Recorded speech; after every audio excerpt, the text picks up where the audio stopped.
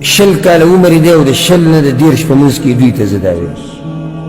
د شل نه د 10 په منځ کې چې زه دوی ته دا وایم څومره ستاسو ملګري ستاسو همزوري مړه شوي دي وایي تاسو پاتې شئ نه دي مړه شوي څوک د شلو نه 10 په منځ کې دنیا ملتي نو دا شلو نه 10 په منځ کې چې دی زه درته ته څنګه داسې په ارام ناستې چې په تا به مرګ نه راځي ولې نه راځي ښایسته ښایسته ځوانان سم غرونه په دغه سره ځواني کې تللي دي دنیا بیا د 10 نه د 40 په دې منځ کې دی چې دی زه درته دا وایم ځواني د باندې راغلې ده تا دې څه فایده اخیستې ده تا څه کړي دي ځه تا دومره وخت تېر کړی دی نو سړی بالغ شو 15 کالو په عمر کې د 15 نه 40 د ټول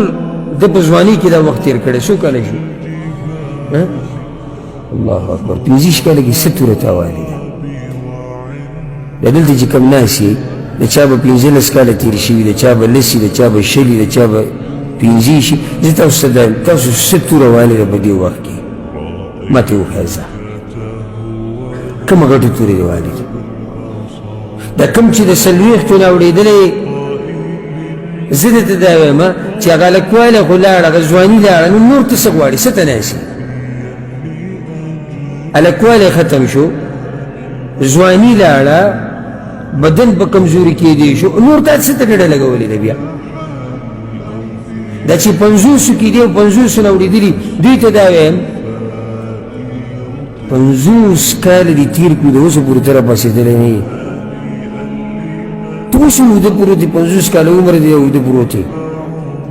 دا چې شپېتو ته رسېدلي دي او شپېتو نه اورېدلي دوی ته وایم زه هم تاسو خو بلکل په دروازه ولاړ د الله بندګانو چې تاسو نه یېرېږي څوک به ویېرېږي د بعضو ته زه وګورم د بعضو مشرانو ته که نه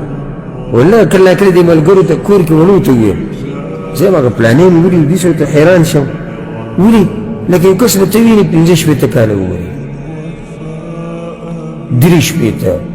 شپېته څه کم شپېته او یو ته نږدې او دومره بېغمه د دې دنیا دا قیسې به کوي مزدوري او کور او بچي او دا خبر زه خو ته والله چې حیران شم زه هم که چېرته الله ماله ژوند راکړو دغه مرحلې ته ورسېدم که نه نو دا سوچونه به یوازې ما ختم کړي چې په څه طریقې سره به زما خاتمه کېږي ځکه چې زه خو بلکل په اخرنۍ پوړۍ ولاړ یم بلکل په اخرنۍ مرحله کې نو زه دوی ته دا یم چې تاسو نور څه ته په انتظار ناست هغه سخته د مرګ هغه چې راشي بیا به توبه وباسئ